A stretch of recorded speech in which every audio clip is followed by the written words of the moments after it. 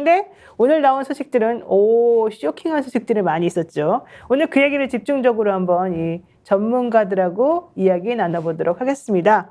전기현 평론가 김종욱 박사님 그리고 권대희 스픽스 미디어 본부장 나오셨습니다. 어서 오십시오. 안녕하세요. 네, 권대희 본부장 여전히 전기현 평론가를 위해서 딸랑딸랑 하시나요? 네, 함께한 동안 딸랑딸랑 할 예정입니다. 네. 원래 그렇지 않은데 계속 저런 말을 하니까요. 네. 이게 프레임이라는 건데요. 굉장히 사악한 대표인데 지금 하루 때거리가 없어서 정말로 죽기 살기로 오로지 방송을 통해서 시청자를 만나고 있는데 너무 그렇게 아주 맞을 때 처지가 비슷합니다. 처지가 비슷해요. 이제 드디어 이야 처지 나왔습니다, 여러분. 저그 대표와 미디어 본부장이 처지가 같다고 얘기를 그러니까. 하시면 국민들이 화를 내시죠. 역전의 영사들 감사합니다. 아니, 잠깐만. 역전의 영사들 보고 계신 여러분들, 우리 전기현 평론가한테 응원 보내줘야 됩니다. 지금 처지가 똑같다고 지금 강변을 하고 있는데요. 전기현 사랑하는 사람 1번, 나는 그래도 권대희가 낫다 2번. 올려주시기 바랍니다. 네. 정치판 제대로 안 돌아가는데 정말 이렇게라도 우리가 제대로 세상을 돌려야 되겠다 생각 듭니다. 그렇죠. 그리고 그냥 괜찮아 노영이가 최고다 그럼 3번. 네, 그래서 어쨌든 오늘 또 한번 웃으면서 시작을 해봤습니다. 근데 오늘 내용은 웃으면서 그냥 편안하게 할 내용은 아니고 상당히 의미가 있는 그런 두 가지 사건이 있었기 때문에 그 얘기를 한번 집중적으로 해보려고 합니다. 정청래 민주당 의원이 페이스북에 글을 올렸습니다. 미안하다. 당원들에게 미안하다. 왜 이런 글이 올라갔습니까? 전 평론가님. 오늘 추미애 전 법무부 장관이 당연히 국회의장이 될 줄 알았는데 이재명 당대표도 그렇게 될 줄 알았다는 것 아닙니까? 그런데 네. 오늘 표를 깨보니까 89대 80으로 우원식 의원이 됐습니다. 야 이거 뭐냐. 아니 제가 표현을 잘못했습니다. 야 이거 뭐냐 이런 건 약간 우와 아니 이런 반란이 일어나다니 세상에 어떻게 이렇게 당신과 민심을 무시하고 국회의원 당선자가 이렇게 표를 찍었단 말이야. 네. 야 민주당 끝났다. 네. 똑같다 21대하고 바뀐 게 없다. 저놈의 기득권 어떻게 될 거냐 이러면서 오늘 장탄식 분노 그리고 탈당하겠다. 당직 옮기겠다. 그리고 권리당원 치워라 이런 이야기가요. 하루 종일 지금 온라인 뒤덮고 있습니다. 그것 때문에 이제 하신 말씀이겠죠. 아니 근데 뭐 우원식 의원이 그렇게 나쁜 짓을 한 게 뭐가 있었습니까? 이렇게 장탄식까지 하셔요. 저는 우원식 의원 개인에 대한 평가는 네. 의미가 없고 그분도 훌륭하고 오선 중진으로 굉장히 큰 역할을 했죠. 그렇죠. 또 민주운동의 상징이기도 하고요. 네. 그분에 대해서는 정말 1.1획도 폄훼하고 싶은 마음이 없다는 거 다 네, 알고 네, 계실 네. 테고요. 다만 지금 현재 총선 민심이 뭐냐. 네. 누가 국회의장이 돼야 제대로 싸울 것이냐. 이것은 불문가지 아닙니까? 물어보지 않아도 답을 다 아는 건데 이재명 당대표가 충격을 받았다.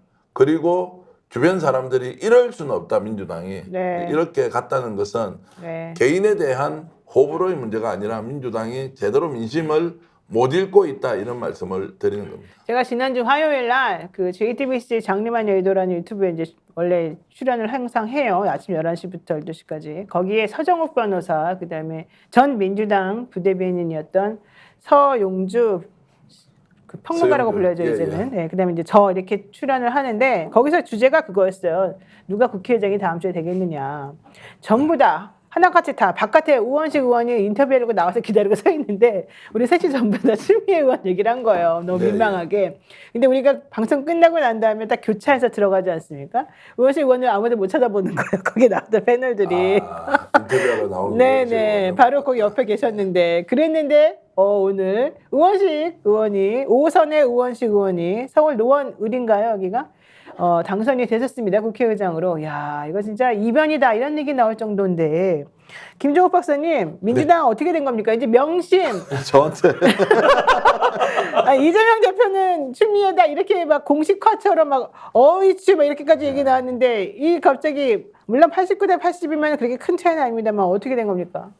제가 봐도 이게 좀 난제 중에 난제가 지금 하나 발생을 한 건데요. 네. 말씀하신 것처럼 89명이라고 하는 그 민주당 국회의원 당선인들이죠. 당선인들이 왜 당심이라고 얘기되는 추미애 당선인을 그리고 또 최근에는 명심이라고까지 얘기됐던 측면에 추미애 당선인이 아닌 우원식 당선인을 선택했을까? 저는 이해가 안 돼요 지금도. 이해가 안 돼요. 왜냐하면 어떤 흐름이 있었다는 거잖아요. 이게 무슨 뭐 작은 표 몇 개를 모아서 한 대여섯 명이 나왔는데 갑자기 우리가 한 40, 한 5표 얻어가지고 1등이 됐어. 이러면 좀 이해할 수 있어요. 이거는 뭐 완벽하게 이제 우연성의 영역이니까. 근데 이건 딱 2명이 나와 있는데 89명의 당선인은 소위 당심과 또 명심과 반대되는 선택을 했을 때는 판단의 공감대가 있었을 거라는 거죠. 근데 이 판단의 공감대가 아직까지 뭔지 모르겠습니다만 그렇다고 하더라도 어떻게 당심과 무관한 공감대가 형성이 되는 거지? 라고 하는 측면에서 그다음 이 당에 있는 당선인들이 느끼고 있는 어떤 추미애 당선인이 국회의장이 되지 말아야 되는 이유가 무엇인지 설명도 안 되는 거잖아요. 전 그렇다면 어떤 국민 여론이나 당신과 무관하게 국회의원들 내부에 일종의 어떤 좋은 표현에는 공감, 나쁘게 표현하면 이익의 카르텔이 단기간에 만들어졌다는 측면이 분명히 있기 때문에 네. 이런 모습들이 국민들에게 좋게 비칠 가능성이 높지 않다 이런 생각이 드는 거죠. 김용만님께서 나 탈당해버렸어요. 민주당 더 나빠요. 이런 얘기까지 했을 정도로 당원들은 좀 사실은 충격에 빠진 것 같습니다만은 또 일각에서는 그렇습니다. 추미애 의원이 워낙 럭비공 같이 행동을 했었었고 워낙 당 내에 있는 국회의원들이나 국회의원 당선자들하고 이렇게 내 편으로 보듬지를 못했었고 그러다 보니까 좀 중도 온건파인 우원식 의원을 선택한 사람들이 더 많았다. 특히 우원식 의원은 이게 바로 우원식의 정치력이다. 뭐 이런 얘기까지 나올 정도로 오히려 시끄럽지 않게 혹은 바깥으로 크지 않게 본인의 표를 잘 관리해 왔었다는 얘기입니다. 저는 뭐 동의하기 어렵습니다. 아, 그래요? 솔직히 말씀드리면 지금 현재 당원들의 마음을 기준으로 국회의원 당선자가 표를 찍었다. 네. 또는 이분들은 현장에서 정치를 오래 했기 때문에 주미애 의원이나 우원식 의원이 가진 장단점, 특징을 잘 알고 있을 거 아닙니까? 그것 때문에 일종의 선호 투표를 했다. 이렇게 하기에는 정치적이지 않아요. 예를 들어서 우원식 의원과 주미애 법무부 장관을 놓고 누가 좋은지를 선호 투표를 했다고 하는 것은 저는 어금버금 또는 비슷비슷했을 거라고 생각하지만 중요한 것은 이번에 당선된 국회의원들이 하나같이 윤석열 정권을 심판해달라는 민심을 등에 업고 제가 좀 심하게 표현하면 그냥 공짜표 타고 무임승차 한 사람들이다라고 저는 생각을 합니다.